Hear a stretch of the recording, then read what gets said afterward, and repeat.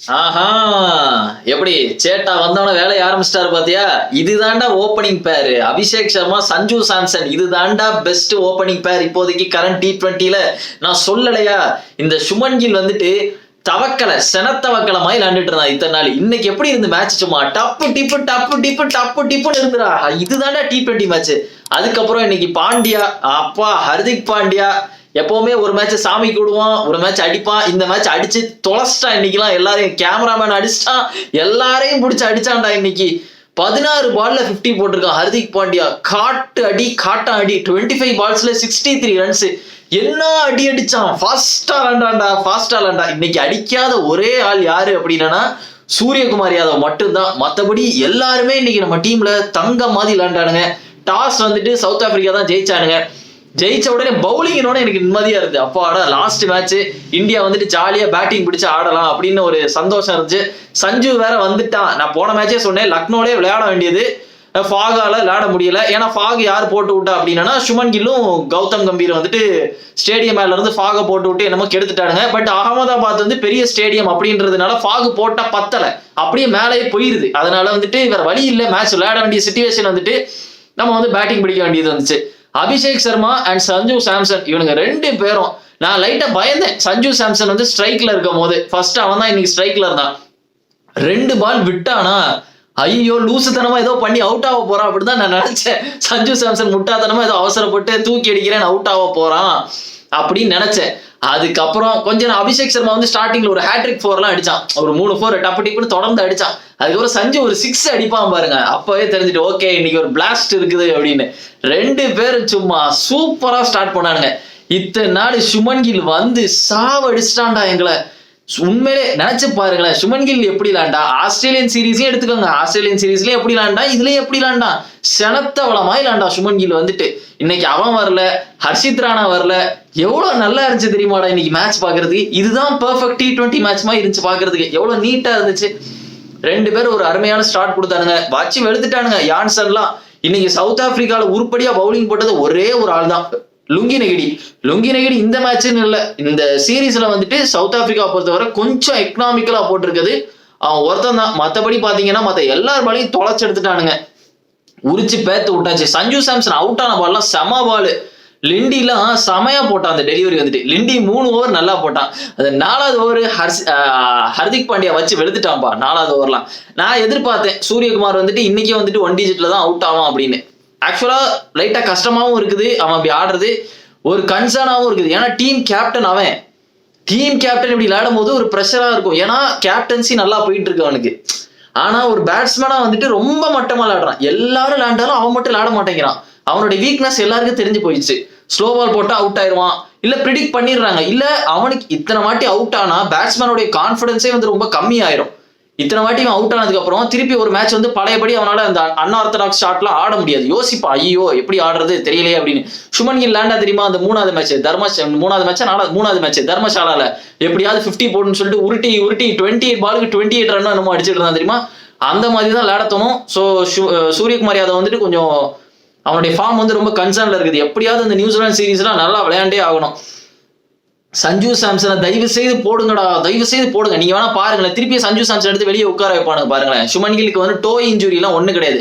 சாருக்கு prestige problem, அவர் வந்துட்டு வெளியே இருக்க மாட்டாரு, அவருக்கு பிரிஸ்டீஜ் ப்ராப்ளம். அதனால வந்துட்டு இந்த மாதிரி இன்ஜுரி அந்த மாதிரி ஏதாவது சொல்ல வேண்டியதா இருக்கும் சுமன் கில்லுக்கு. நீங்க வேணா பாருங்க, நியூசிலாந்து சீரீஸ் வருதா ஜான்வரியில, ஓடியில ஒரு செஞ்சுரி போடுவான். அவன் செஞ்சுரி போட்ட உடனே T20ல போட்டுருவாங்க. எல்லாரும் வந்துட்டு சுமன் கில் இந்த GGR தொங்க ஆரம்பிச்சிருவானுங்க கொட்டையை பிடிச்சிட்டு. நீங்க வேணா பாருங்க, இதுதான் நடக்க போகுது. மறுபடியும் சஞ்சு வெளியே வைப்பானுங்கன்னு நினைக்கிறேன். எனக்கு தெரிஞ்சு என்ன கேட்டனா சஞ்சு தாண்டா உள்ள இருக்கணும்.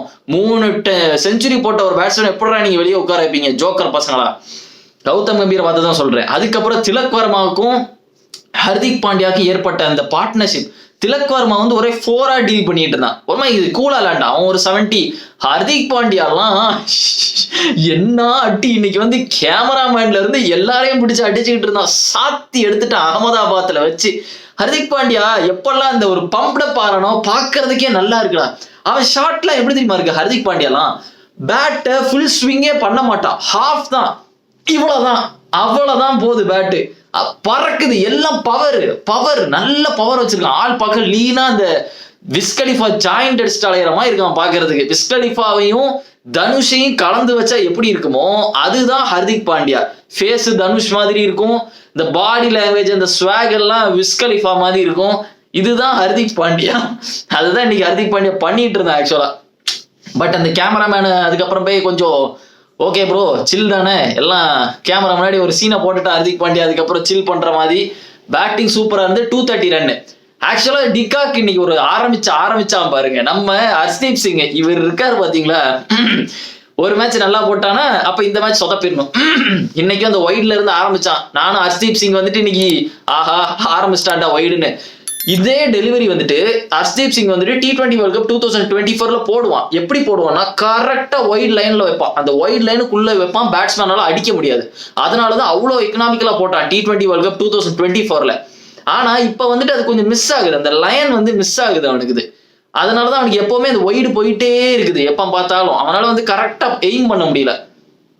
நான்லாம் இன்னைக்கு ஒயிடு போடும்போது மறுபடியும் ஆரம்பிச்சிட்டான்டா, இன்னைக்கு ஒரு பெரிய ஒரு விழாவே கொண்டாட போறான் அப்படின்னு நினைச்சேன். ரீசா ஹெண்ட்ரிக்ஸ் வழக்கம் போல போயிட்டான். இதுவரை நான் பல வாட்டி சொல்லிட்டேன், ரீசா ஹெண்ட்ரிக்ஸ் அடிச்சு நான் பார்த்ததே இல்லை அவன் அடிச்சு. ஐ மீன் பெரிய டீமோட அடிச்சு பார்த்தது இல்லை. அவன் ஒரு சின்ன டீமோட ஒரு என்னமோ 60-70 என்னமோ அடிச்சு பார்த்திருக்கேன். இதுவரை பெரிய டீமோட அடிச்சு நான் பார்த்ததே இல்லை. நான் பார்க்கும் போதெல்லாம் 15 ரன்னுக்குள்ள தான் இருப்பான், 20 ரன்னுக்குள்ள அவுட் ஆயிட்டு போயிருவான். வருவான் ஒரு 6-4 அடிப்பான், அவுட் ஆயிட்டு போயிருவான். இதுதான் ரீசா ஹெண்ட்ரிக்ஸ். மற்றபடி குவிண்டன் டிகாக்கு காட்டான். இவன் அவுட் ஆனதுதான் ஒரு பெரிய ஒரு மைனஸ் இவங்க டீமுக்கு. ட்ரிங்க்ஸ் பிரேக் முடிஞ்சோன்னா அவுட் ஆயிட்டான். அதுக்கு தட்டும் வச்சு சாத்தி எடுத்துட்டு இருந்தான். ஆனா அந்த நடு ஓவருக்குள்ளேயே வாஷிங்டன் சுந்தர் சூப்பரா பவுலிங் போட்டுட்டு இருந்தான். 4 ஓவருக்கு 30 தான் கொடுத்தான். அவனுங்க அடிச்சு நியாயப்படி எங்கேயோ போயிருக்கணும். ஆனா எனக்கு தெரிஞ்ச அவன் டீசெண்டா போட்டான். 8 ஓவருக்குள்ளேயே வாஷிங்டன் சுந்தர் 4 ஓவர் முடிச்சிட்டான். 8 ஓவருக்குள்ளேயே 4 ஓவர் முடிச்சிட்டான். பும்ரா எப்போ அந்த ட்ரிங்க்ஸ் பிரேக் முடிஞ்சு வந்தானோ அப்பதான் லைட்டா டிஸ்ட்ராக்ட் ஆனா கைக்கு பாலை கொடுத்துட்டு போயிட்டான். பும்ரா சூப்பரா போட்டான். இன்னைக்கு ஒரு ஒயிட்ல ஒரு 4 போச்சு, அவ்வளவுதான். மற்றபடி பார்த்தோன்னா டோட்டலாவே 17 ரன்ஸ் தான் கொடுத்துருக்கான். இவன் 2 விக்கெட் வேற எடுத்திருக்கான். டிகாக்கு மட்டும் ஆட விட்டுருந்தானுங்க, அந்த ட்ரிங்க்ஸ் பிரேக் முடிஞ்சதுக்கு அப்புறம் கண்டினியூ பண்ண விட்டுருந்தானுங்கன்னா மேட்ச் எனக்கு தெரிஞ்சு தோத்துருப்போம். டிகாக் அவுட் ஆன உடனே எனக்கு ஓரளவு நம்பிக்கை வந்துருச்சு, ஆஹா இந்த மேட்சை பிடிச்சிடலாம்பா. இதுக்கு மேல இவனுக்கு ஆட மாட்டானுங்க. டிகாக் ஒருத்தன் தான் மெயின் பிளேயர் அங்க, அவன் ஒருத்தன் தான் பெரிய இன்னிங்ஸ் ஆடுவான். அவனை முடிச்சுட்டா எல்லாமே முடிஞ்சிச்சு. டெவால் பிரவிஸ்னா டக்குன்னு போயிருவான்னு தெரியும். ஆனா ஹர்திக் பாண்டியாலாம் இன்னைக்கு பவுலிங்ல கொஞ்சம் கரைச்சு கொடுத்தான்ப்பா. என்ன அடி அடிச்சா அவன் டெவால் பிரவிஸ்லாம் வந்து ஹர்திக் பாண்டியா வந்தோடனே.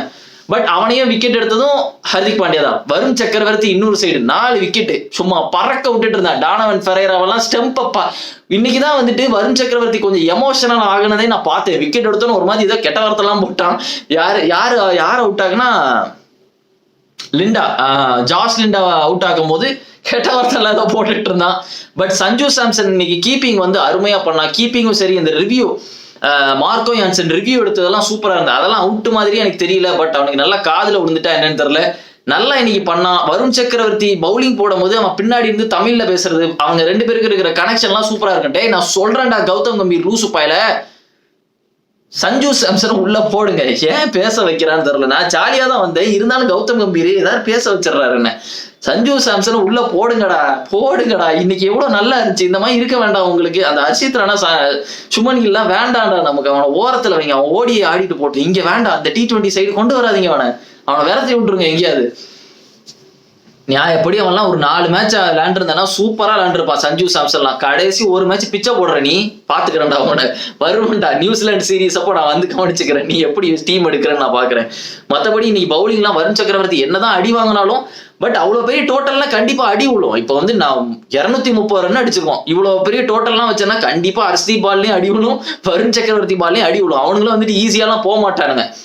But man of the series வந்துட்டு வருண் சக்கரவர்த்தி தான் வாங்கியிருக்கான். எத்தனை வாட்டிட்டு வாங்குவான் இவன் தான் வந்துட்டு. இதே வருஷம் இங்கிலாண்டோட ஒரு சீரீஸ் வந்துச்சு, இந்த ஜனவரி டைம் வந்துச்சு. அப்பவும் இவன் தான் வாங்கினான் man of the series, player of the series இவன் தான் வாங்கினா. இப்பவும் player of the series Varun Chakravarthy தான் வாங்குறான். கங்க்ராச்சுலேஷன்ரா, பட்டையை கிளப்பிட்டு இருக்கான் இன்னொரு பக்கம் இருந்துட்டு இவன். மற்றபடி ஒரு பிளாஸ்டான ஒரு சீரீஸ். நம்ம என்ன இது அப்படியே வந்துட்டு போன வருஷம் சீரீஸ் மாதிரி வருது. போன வருஷம் ஒரு சீரீஸ் நடந்துச்சு சவுத் ஆப்பிரிக்காவில் வச்சு நம்ம விளாடுவோம் இல்லையா, அதுல வந்துட்டு 4 மேட்ச் விளாடுவோம். அதுல இதே தான் 3 ஜெயிப்போம் 1 தோப்போம்னு நினைக்கிறேன். இதுவும் 3 ஜெயிச்சோம் 1 தோத்துட்டோம். நல்ல சீரீஸ். இந்த சவுத் ஆப்பிரிக்கன் டோர்னமெண்ட்டே நல்லா இருந்து, எக்ஸப்ட் அந்த டெஸ்ட் மேட்சை தவிர. ஓடிஐ அருமையா இருந்து, ஓடிஐ சூப்பரா இருந்துச்சு. ஏன்னு உங்க எல்லாருக்குமே தெரியும். அப்கோர்ஸ் கிங் அண்ட் ஹிட்மேனுடைய ஷோ பாக்குறதுக்கே அருமையா இருந்து இப்ப T20 பிளாஸ்டா இருந்து இந்த சுமன் கில்ல தவிர அவன் ஒருத்தன் தான் என்ன வந்து ரூயின் பண்ணிக்கிட்டே இருந்தான். மேட்ச் பார்க்கும்போது ஒரு மாதிரி வெறி ஆயிட்டே இருந்தான் அவனை பார்க்கும்போது. இன்னைக்கு நான் ஜாலியா சிரிச்சுக்கிட்டே பார்த்தேன். ஸ்டார்டிங் நான் ஒத்துக்கிறேன், சஞ்சு சாம்சன் அந்த ஒரு 2-3 பால் ஃபேஸ் பண்ணும்போது லைட்டா எனக்கு திக்குன்னு இருந்து, எங்க இவன் பாட்டுக்கு அவுட் ஆகி போயிருவானோ பயமுறுத்தி விடுறான்னு. அவுட் ஆகிட்டு போயிட்டா நான் என்னடா சொல்லி சமாளிப்பேன் அப்படின்னு. அதுக்கப்புறம் எப்படியோ கொஞ்சம் பிக்கப் பண்ணிட்டான். அதே மாதிரி லாண்டா பரவாயில்ல. சஞ்சுவுக்கு சொல்றது ஒரே ஒரு தான், பேனிக்காரியா கிரவுண்டோட 4 அடிக்க பாரு, எல்லா பாலும் தூக்கி அடிக்கணும்னு அவசியம் இல்லை அபிஷேக் சர்மா மாதிரி. அவ்வளவுதான் நான் சொல்றேன். ஒண்ணுமே இல்லை, 2 பால் 3 பால் போனாலும் பரவாயில்ல, 4வது பால் சுத்திக்கலாம். அதுக்காண்டி எல்லா பாலும் சுத்தி அவுட் ஆயிடாத.